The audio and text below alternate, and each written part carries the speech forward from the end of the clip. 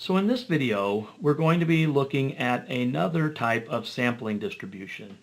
In this case, we're going to be looking at the sampling distribution of a sample proportion, which we're going to denote by a new notation for us, which is P with an accent above it, and we call that P hat. So if you'll remember, when we've talked about proportions in the past, we've been talking about like the proportion of success when we did binomials a couple of chapters back. So there we were looking at the proportion of a population that had success. We generically referred to P as the probability of success, and that was for the entire population.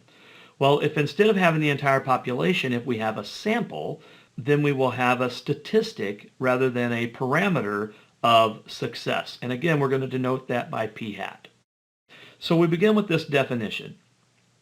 Suppose that a random sample of size n is obtained from a population in which each individual either does or does not have a certain characteristic. So if the individual has the characteristic, that's success. If the individual does not have the characteristic, then that is failure.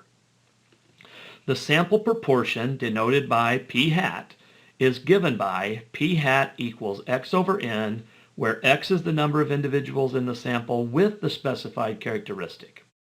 So x is going to represent the number of successes, the number of individuals with the characteristic, and n is the sample size, the number of individuals that we are examining, okay, the number of repetitions of the experiment, in other words. The sample proportion P hat is a statistic that estimates the population proportion P. So P is a parameter, P hat is the corresponding statistic. Just like mu is a parameter, x bar is a corresponding statistic. Sigma is a parameter, S is the corresponding statistic. So again, P is the parameter, P hat's the corresponding statistic.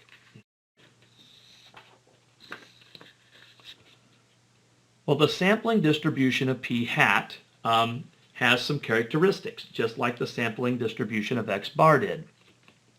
For a simple random sample of size n with a population proportion P, bullet 1, the shape of the sampling distribution of P hat is approximately normal, provided that n times P times 1 minus P is greater than or equal to 10.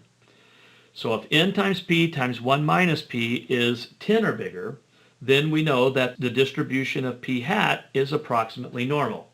Now this n times P times 1 minus P is greater than or equal to 10 should look familiar because we used that same standard when we were trying to determine if a binomial distribution was bell-shaped or not. So it's the same standard. N times P times 1 minus P is greater than or equal to 10. Not even really just bell-shaped, it's normal. Bullet 2, the mean of the sampling distribution of P hat, which we're going to denote by mu sub P hat, is equal to P.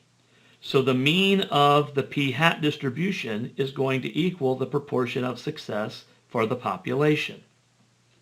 Bullet 3, the standard deviation of the sampling distribution of P hat, which we're going to denote as sigma sub P hat, is the square root of P times 1 minus P over n.